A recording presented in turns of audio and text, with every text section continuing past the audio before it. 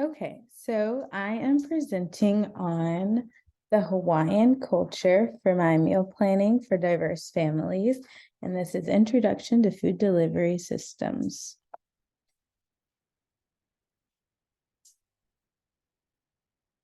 So the three main cultural characteristics that I felt were most important in the Hawaiian culture and food was the incorporation of taro leaves, a blessing before and after the meal, and a classic luau.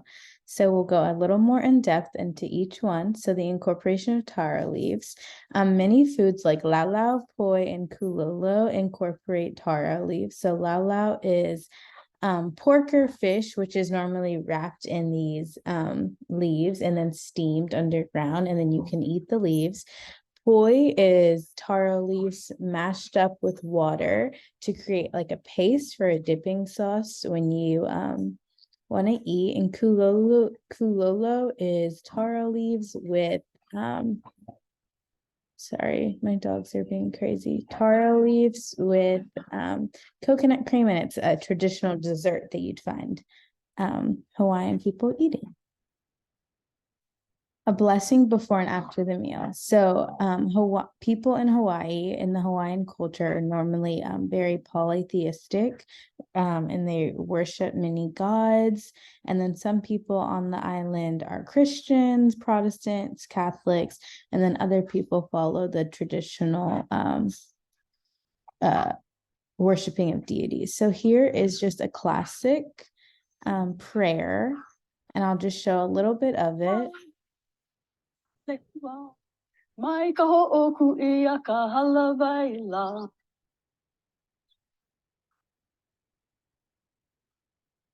chant the Mahalo chant. It means it's a gratitude chant of thankfulness.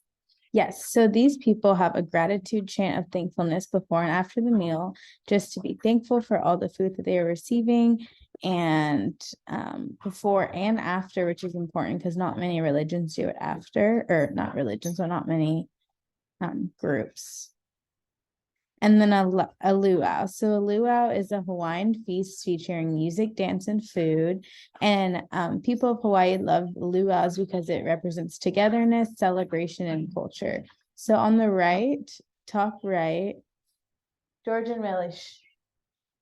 On the top right is a traditional plate that you could receive at a luau. And as you can see, the portions are very large, and it's kind of like a taste of everything. So there is a lot of options, and you do partake in all of them.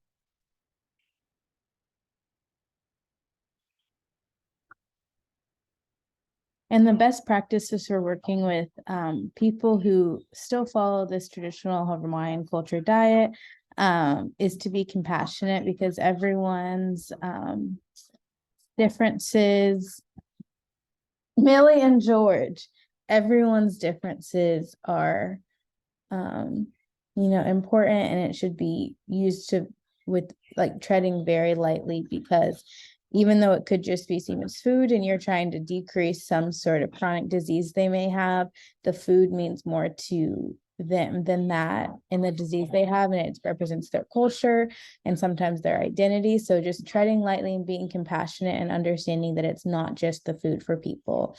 And then the second thing we can do to be extremely helpful is to just decrease the portion sizes without altering the food, because every single thing in this diet has importance, and each food represents something different.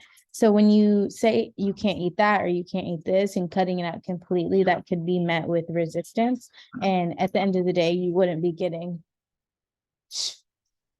your point across. So instead of just saying don't eat that, say how about we just try and decrease the portion size of this, and you can still enjoy all the food while being in a caloric deficit, because many of the Hawaiian plates are very large, like 2 scoops of macaroni, 2 scoops of meat, and it's very grandiose. So if we can just get the portion size decreased while still enjoying the food that they love, that would be the best to help people like this.